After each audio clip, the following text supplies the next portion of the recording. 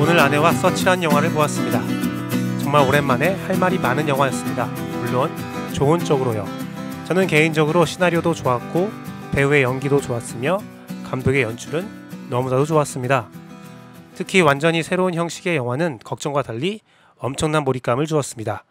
컴퓨터 화면으로 가득 찬 영화라고 해서 2시간을 어떻게 버틸까 라는 생각을 했었었는데 그 생각들은 어느 순간에 안드로메다로 보내버렸죠.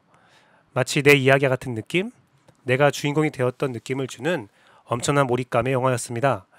내용도 참 좋았습니다. 아내를 잃은 상실감도 잘 그려졌고 남은 이들의 슬픔도 느껴졌습니다. 잘 살고 있다라고 생각한 순간 그것이 아니었음을 아는 아버지의 심정. 순간 제 딸도 생각났습니다. 내가 잘해주고 있다.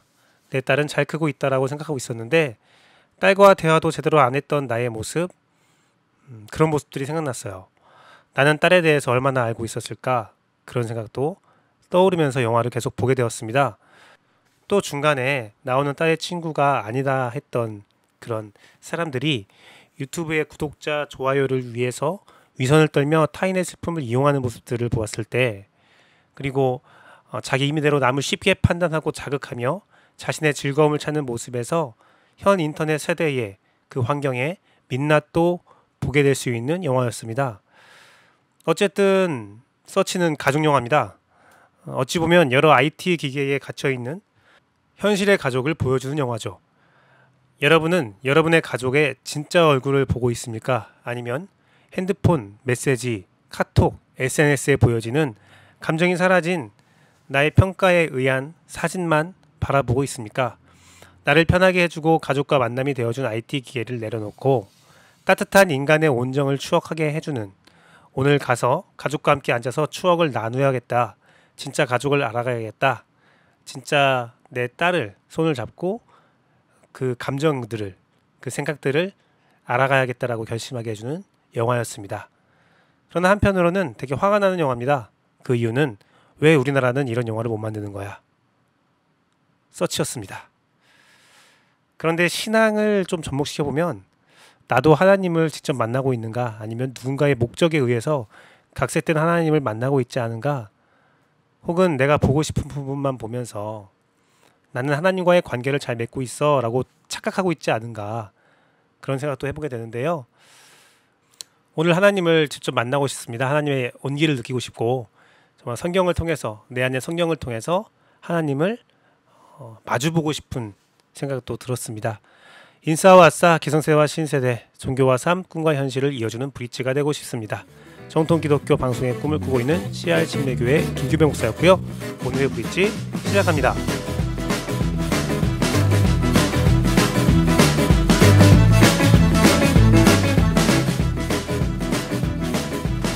오늘 큐티한 남자의 본문은 역대상 16장 37절에서 43절 말씀입니다.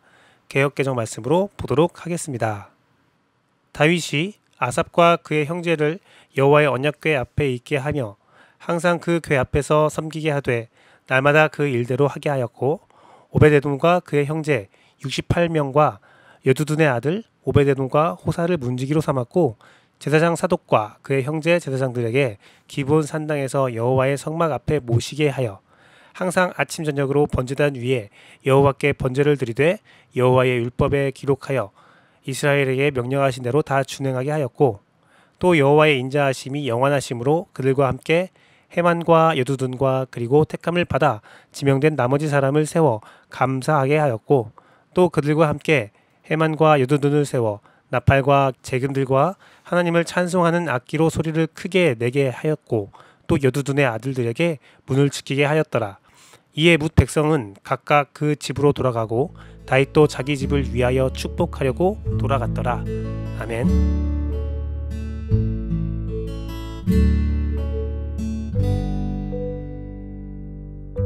정말 중요한 곳은 나의 집이야. 이스라엘 공동체는 언약궤가 다윗성에 들어간 뒤 기브온에 있던 성막과 다윗성의 언약궤에 대한 레위인의 역할을 재분배합니다. 한 가지 의문사항이 생깁니다. 하나님의 임재는 언약궤에 있는 것인가, 성막에 있는 것인가? 언약궤를 옮긴 것이 현대였으면 두 파의 극렬한 대립이 예상되는 재미있는 주제입니다. 이는 굉장히 중요한 것인데 진정한 예배의 장소는 어디인가? 진정한 하나님의 음성은 어디에서 나오는가? 등 여러 가지 파생되는 문제가 야기되는 일이기 때문입니다. 그런데 파생되는 여러 가지 문제가 정말 중요한 일일까라는 의문도 들어요. 가장 중요한 것은 그 안에서 선포되고 있는 하나님의 뜻이 아닌가 싶습니다. 언약궤든 성막이든 선포되고 찬양되는 하나님의 속성은 여호와의 인자하심입니다. 새 번역과 유진 피턴스의 번역에 의하면 그의 사랑하심이라고 번역되어 있습니다. 그리고 언약궤와 성막에서 늘 선포되는 여호와의 인자하심, 그 사랑을 이루는 장소는 오늘 본문의 마지막에 소개된 곳입니다. 그곳은 언약궤의 장소도 성막의 장소도 아닌 다윗의 집, 백성의 각각의 집이었습니다. 오늘날 하나님의 음성을 듣는 곳, 하나님의 임재함이 머무는 곳은 어딜까요? 어디든이죠. 어디든 주의 이름으로 예배가 이루어지는 곳입니다. 언약궤든 성막이든 하나님을 가둘 수 없습니다. 스데반의 설교에서 거론되는 이스라엘의 가장 큰 죄악은 성전의 하나님을 가둔 것입니다. 아니, 가두었다라고 생각하는 것이죠. 하나님의 음성이 있는 곳, 임재함이 있는 곳이 중요한 것이 아니라 그곳에서 어떤 메시지가 나오고 어떤 반응이 나오냐가 더 중요합니다. 하나님의 임재가 있는 곳에는 하나님의 사랑이 선포되어야 합니다. 정의와 공의도 사랑에서 바탕되어야 합니다. 그 안에서 우리의 반응은 찬양과 감사함이 되어야 합니다. 하나님의 사랑을 감사해야 합니다. 그리고 감사는 진정한 삶의 처소에서 이루어지며 그 진정한 삶이 하나님께서 주시는 진정한 축복이라는 것을 깨달아 알아야 합니다. 끝내 하나님의 선포된 말씀, 하나님의 임재함이 머무는 장소는 나의 집, 나의 삶이라는 것입니다. 예배의 장소, 예배가 이루어지는 상징적 장소는 중요합니다.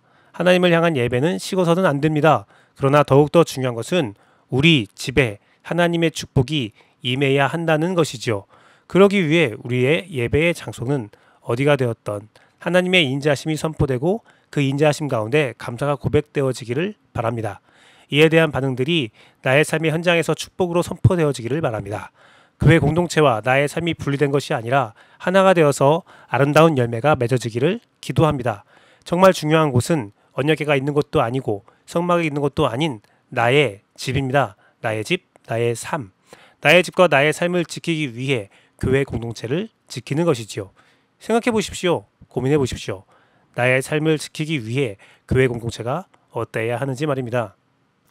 오늘 우리의 삶이 무너진 이유는 아마도 교회 공동체가 엉망이기 때문입니다. 모양은 남아있지만 헛된 선포가 가득한 곳이 되었기 때문입니다. 그래서 목회자로서 정말 죄송합니다. 공동체 예배를 묵상해 봅시다. 주일날 있었던 일을 한번 묵상해 보세요.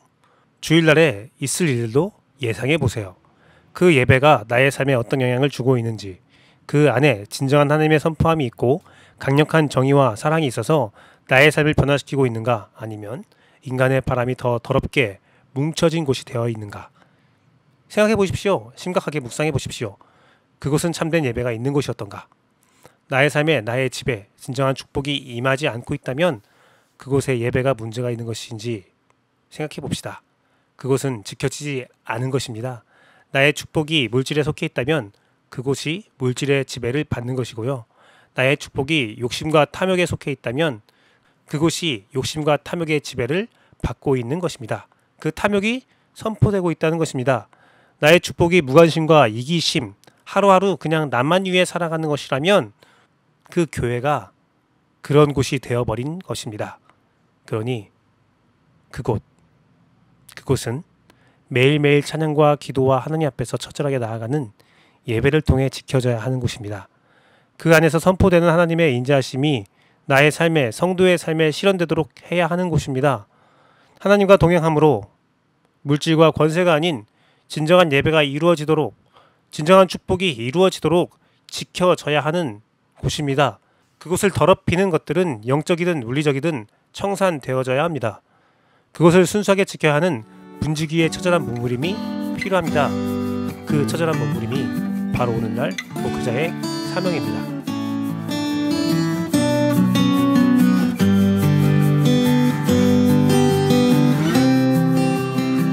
오늘은 한달 한 권인데요. 오늘 한달 한 권은 10월까지 샘플 플러스의 하나님의 비밀에 대해서 살펴보도록 하겠습니다. 먼저 서론입니다. 이 책의 목적은 구약성서와 신약성서의 관계를 밝히는 것이라고 합니다. 이는 성서를 시대착오적으로 읽지 않고 전후 문맥과 문화와 문헌을 통해 진정한 의미를 밝히기 위함임을 저자는 말합니다. 그러면서 저자는 우리가 가진 비밀에 대한 선입견을 하나 깨버립니다. 우리는 비밀에 대하여 숨겨져 있어서 특별한 능력이 있거나 하나님의 허락이 있어야 알 수 있는 성경의 암호같이 생각합니다. 절대로 쉽게 알 수 없고 무엇인가 장치가 필요하고 성경 자체 문맥으로는 알 수 없다라고 생각하는 경향이 있습니다. 하지만 저자는 이와 같은 포문을 엽니다. 비밀은 마지막 날에 일어나는 사건들과 관련된 것으로 부분적으로 감추어진 하나님의 지혜에 대한 계시이며 이전에 감춰졌지만 지금은 계시된 하나님의 지혜가 올바른 방향의 해석이라는 것입니다. 저자는 하나님의 지혜는 마침내 계시되었지만 하나님의 지혜는 일반적으로 믿지 않는 사람들에게 이해될 수 없는 상태로 머물러 있다라고 정의 내립니다. 그래서 비밀인 거죠. 쉽게 말하면 공공연한 비밀, 이런 뜻인 것 같습니다. 바른 해석이 있다면 누구든 성경을 통해 문맥을 통해 하나님의 뜻을 알 수 있다는 겁니다. 그렇습니다. 우리 안에 성령님이 계시기에 하나님의 뜻은 성령님을 통해 충분히 알 수 있습니다.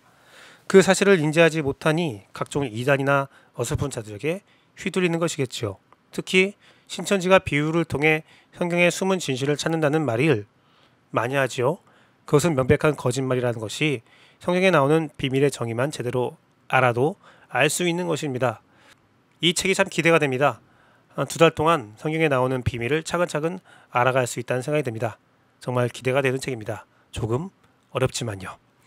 오늘의 브릿지 여기까지 하도록 하겠습니다. 감사합니다.